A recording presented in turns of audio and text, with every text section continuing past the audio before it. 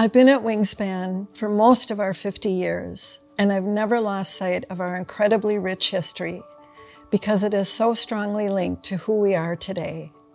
Service trends, buildings, people come and go, but we still stand firmly with the vision we created back in the 70s because at its core, it was so right and so strong that it is still relevant and always in line with whatever passing trends come and go. It started with two women, Beryl Wolney and Julie Cagle. They attended church across the street from a place called Clinton Club, a 30-bed board and care facility for women with developmental disabilities, and noticed that the women who were attending church seemed to need help. They discovered the women had been abandoned and were fending for themselves. Some were extremely disabled and could do little for themselves, and a few were doing their best to help out. Beryl and Julie actually moved in for a few months until they persuaded Catholic Charities to take over in 1973, and St. Anne's began. John Webb, a former priest, was hired to run the place, and it was his vision of the good life that took shape rather quickly, as every Wednesday from 1 till 3, we all crammed ourselves into the dining room to create and continuously assess what is the good life. Our first assignment was to define that on all levels, physical, spiritual, emotional. John commanded so much respect that none of us would consider showing up the following Wednesday without the good life defined. Lively discussions ensued, and a philosophy of service took shape that still defines us 50 years later. This was the 70s. There were no or few group homes. It was institutional living. We were just coming out of a point in history where people with disabilities were hidden away and treated quite badly. This was 40 years before the now required person-centered planning was even a thought. We were already there.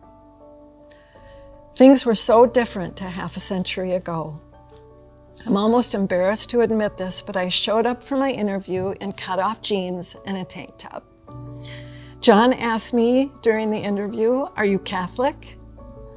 Pretty sure I lit a cigarette. He must have seen something in me because he sent me across the hall to interview with the program director. She was nicely dressed in a skirt and nylons and heels, and when she leaned back in her chair to reach for something, she completely flipped over in her chair and was laying on the floor with her skirt over her head. I jumped up to help her, and she burst out laughing, commenting on making quite a first impression, which, thinking back on it years later, I thought was quite ironic given how I showed up. On my way out the door, I met up with the most adorable, tiny, bald woman who said, "Bye, honey." I hoped so badly after all that I would get the job. I learned the best lessons from the people we serve, lessons that shaped my own philosophy of service and leadership.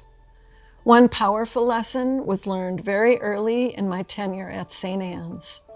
I was brought down a peg by an elderly woman named Clara when, with all good intention of trying to do the right thing, I was pretty bossy and directive. She greeted that treatment with her tongue out at me and a shake of her finger. I'm grateful for having been raised well to realize it was me in the wrong, not her, for breaking one of our silly rules.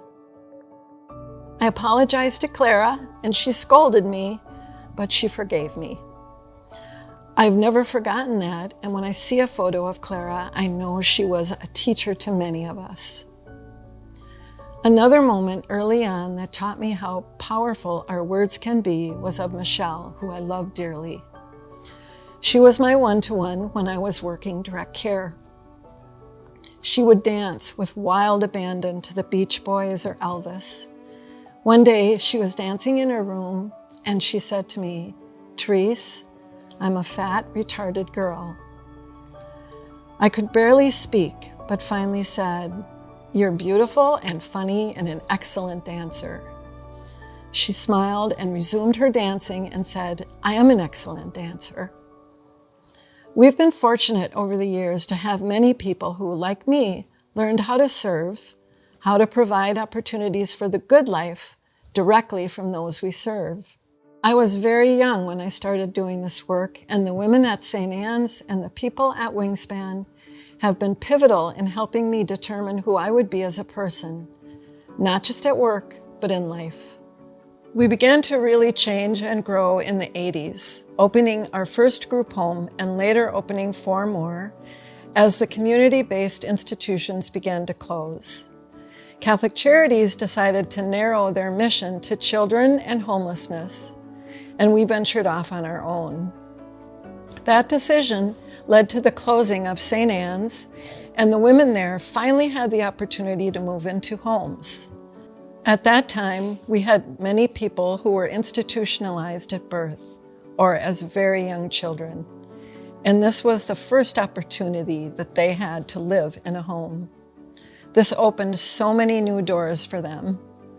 We continued steady growth, people came and went, and we eventually ventured into day services for Hmong elders.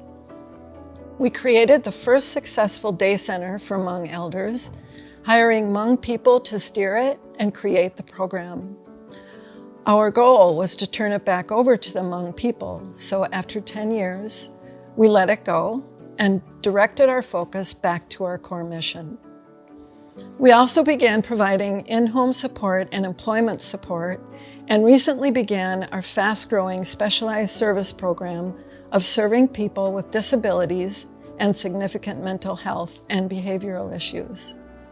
So much has changed since I walked in the door that day in my cutoffs, and thankfully, there are always enough of us to carry forth that vision John inspired all those years ago, to teach it and model it, and soon we became known for it. People still often comment, there's just something so different and unique about a Wingspan home.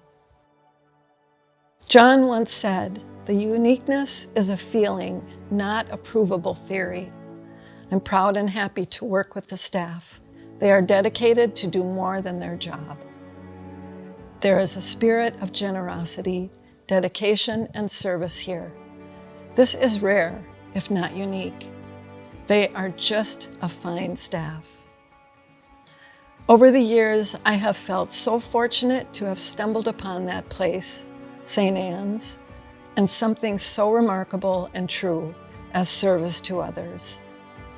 One of my favorite quotes from Dr. Martin Luther King is about service. He said, "Everybody can be great because everybody can serve. You don't have to have a college degree to serve. You don't have to make your subject and verb agree to serve. You only need a heart full of grace, a soul generated by love." I have worked alongside so many who have put their heart and soul into service, and my own service to Wingspan is grounded in deep gratitude for the privilege of having cared for and loved so many people, and for having been so loved by them.